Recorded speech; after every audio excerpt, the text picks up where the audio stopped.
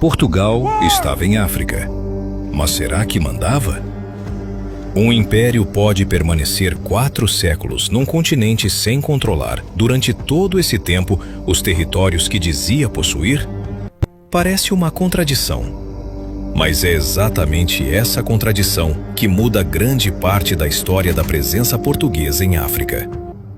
Portugal estava em África, mas não mandava em toda a chamada África portuguesa. E estar não é a mesma coisa que governar. Este é o África Sem Máscaras. Se já nos segues, muito obrigado. Se ainda não nos segues, clica no botão seguir e faz parte da nossa comunidade. Esta é a primeira parte de uma série de 4 episódios. É importante acompanhares todas as partes, porque olhar apenas para os mapas europeus conta uma história. Observar quem realmente mandava no terreno revela outra completamente diferente. Durante muito tempo, repetiu-se uma imagem simples.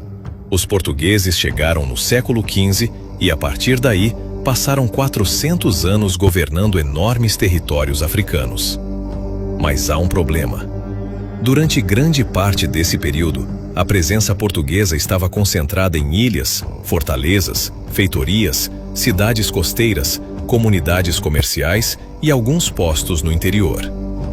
Para além desses pontos, continuavam a existir reis, chefes, exércitos, rotas comerciais e poderes africanos que tomavam as próprias decisões.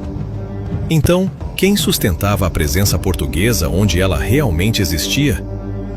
Aqui começa a parte que raramente aparece na conversa.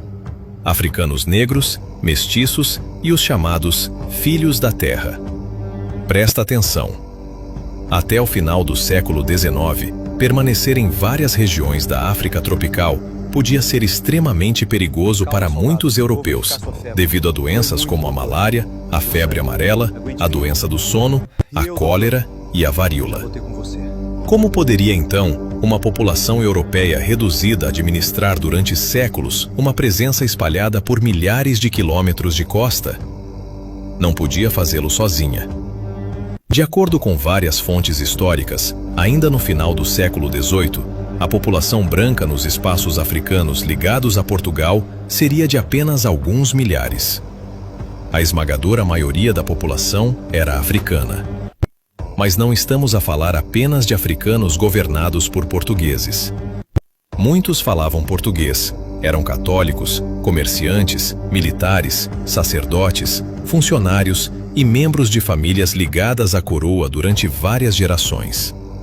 Alguns consideravam-se simultaneamente africanos e portugueses. É aqui que a história começa a incomodar, porque queremos colocar cada pessoa numa caixa: colonizador ou colonizado, europeu ou africano, português ou negro. Só que os Filhos da Terra quebram essa divisão simples. Olha para Cabo Verde. Europeus chegados durante o século XV misturaram-se com populações africanas levadas da costa da Guiné. Já no século XVI, formava-se uma sociedade crioula, na qual negros e mestiços ocupavam posições importantes no comércio, na administração e na vida religiosa. Um dos nomes mais conhecidos foi André Álvares de Almada, natural da ilha de Santiago. Foi comerciante, comandante militar e autor do Tratado Breve dos Rios de Guiné do Cabo Verde.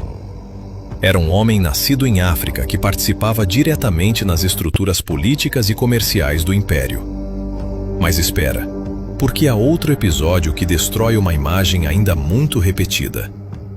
Em 1662, o padre Antônio Vieira passou por Cabo Verde e encontrou clérigos negros, cônegos e sacerdotes africanos instruídos, músicos e respeitados dentro da própria estrutura da igreja.